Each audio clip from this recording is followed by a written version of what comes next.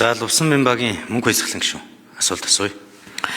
За энэ салбарын зовлон жаргалыг 28 жил үүрч төрж явсан хүн байна. За хүн гүтгэх гэдэг бол хувь сэтгүүлчээ өөрийнх нь ёс зүгээр тодорхойлогддог. Ёс зүг хичнээн код гаргаад бардггүй. Энийг бол зүгээр л нээлттэй мэдээлэлээр зохицуулж өгдөг юм байлээ. Швед улс бол одоо дэлхийд дээр хамгийн алдартай хэвлэл мэдээллийн эрхчлөөний тухай хуультай. Бүх мэдээлэл нь нээлттэй. Яг одоо үндэсний аюулгүй байдал төрийн онцгой нууц нь л нууц. Бус нь бүгд нээлттэй. Мэдээлэл хэдий ч нээлттэй байна. Нөгөө сэтгүүлч гүтгэх эрхчлөө нь хаагддаг байхгүй юу? Тэгэхээр бид нар ингээд өнөөдөр нөгөө Евенгийн хоёр тал шиг ямар маргаад байгаа юм. Өөрөө дампуурах эрхчлөөг нь хэвлэл мэдээллийнхэнд өгөх ёстой. Дампуурах эрхчлөө нь өөрсөнд нь байх ёстой. Би 3 байгууллагад дампууруулж ирсэн. Тэгэхээр би өөрөө хэвлэлийн эрхчлөөг бол хангалттай эдэлсэн хүн байхгүй юу? Буруу юм хийгээд хэрвээ олигтой юм хийхгүй бол дампуурдаг. Нэг бол эрх баригчтай үзэд таруул дампуурдаг, хаагддаг. Тэгэхээр өөрөө дампуурах эрхчлөөг нь өгмөр байна. За олон жилийн мөрөөдөл манай сэтгүүлчдийн мөрөөдөл болсон хэвлэлийн их сурвалжаа нууцлах заалт орж байгаа нь маш сайн байна. За энийг бол хэдэн талаас нь тайлбарлаж байна. Миний бодлоор бол энэ зөв заалтаар орсон. За буруу юмнууд байна. Хэвлэл мэдээллийн байгууллагын редакц гэж юу юм бэ гэдгийг тодорхойлж байгаа. Энэ дэр татвар төлдөг байх хэрэгтэй байхгүй юу? Тэрнээс биш хідэн компьютер тавиад алтан гэрэл сайдын илгээр дасалдаг, ирэл хийдэг камертай нөхдүүд нийлж суучаад тэрийг мэрэгжлийн байгууллага гэж хэлэхгүй. Татвар төлж хариуцлагаа хүлээдэг байх хэрэгтэй. Татвар төлдгөө тиймэрхүү газар зөндөө биш шүү дээ. Би бол өстой маш их татвар төлсөн. Тэгэхээр татвар төлдөг байх хэрэгтэй. Дээрэс нь энэ орон нутгийн нэг нөхдүүд хэвлэл хамтын ажиллагааны байгууллага гэд байх юм. Хамтын хэвлэл мэдээллийн байгууллага гэд энэ буруу. Дээрэс нь тэр төрийн болон орон нутгийн өмчит байгууллагууд өөрсдийнхөө үйл ажиллагааг сурталчлах гад тендер зарлана гэж байгаа энэ зөв.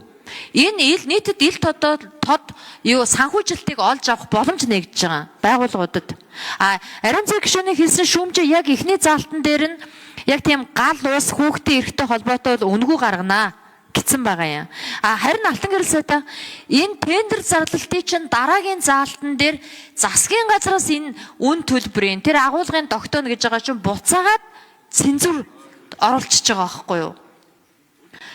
Тэгэхээр миний бодлоор яг энэ байгууллагад 28 жил ажиллаж 3 байгууллага дампууруулж асар олон удаа цагдаа шүүхээр яваад огт хүн гитгсэн гэдэг зүйлээр ял сонсож үзээгүй сэтгүүлч хүний хувьд хэлэхэд энэ хуулийг дахиж сайн базмаар байна.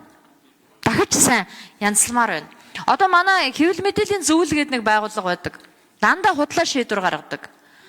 Аль нэг хүний нөлөөнд орчдөг. Гүтгсэн гэл тодорхойлолтоо гаргацдаг. 5 жилийн дараа гүтгээгүй болох нь Америкийн нэгдсэн улсын ерөнхий прокуророор тодорхойлуулж исэн хүн би өөрөө байна. Намайг хүн гүтгсэн гэдэг шийдвэр гаргаж исэн. Гэтэл Америкийн нэгдсэн улсын ерөнхий прокурор дэлхийд даяар мэдээлэл хийхэд би тэнд цаадж байгаа байхгүй юу? Тэгэхээр ийм зөвлөл мөвлөл бол огт хэрэггүй. Зүгээр би та бүгдээс юу хүсэж байна гэхээр мэдээлэл авах эрх чөлөөгийн л нээгээд өг.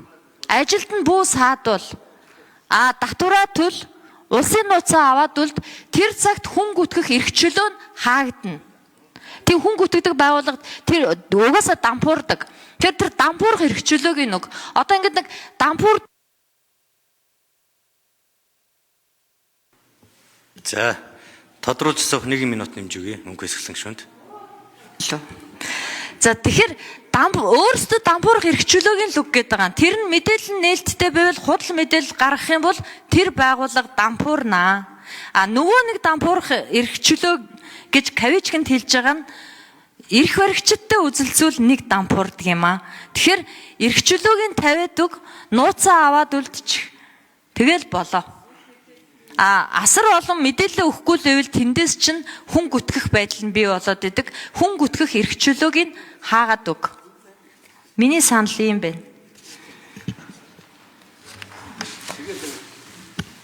За. Алтан гэрэл сайд хариултах уу?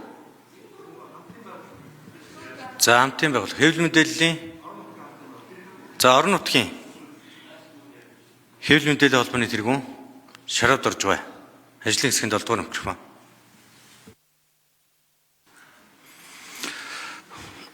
За асуултанд хариулъя. Энэ хамтын байгууллага гэдэг энэ нэр томьёо өмнөх одоо манайд бас орчуулахдаа янз бүрээр орчуулаа яваад байгаа. Хувийн хэвлэл мэдээлэл гэдэг нэр ч гэсэн нэг хэсэг явсан.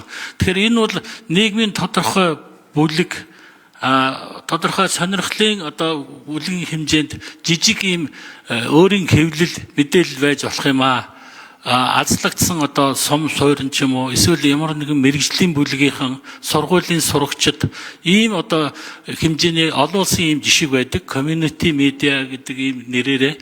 Тэгэхээр энийг бол бас энэ хуулиндаа Монгол улс байлгаж нээлттэй байлгах нь зүйтэй юм а гэдэг дээр бид нар санал нэгдсэн. Эхлээд бол ер нь энэ нэр томьёоноос авах бол ойлгогдохгүй энэ ямар хэрэгтэй юм гэдэг маргаан их явсан.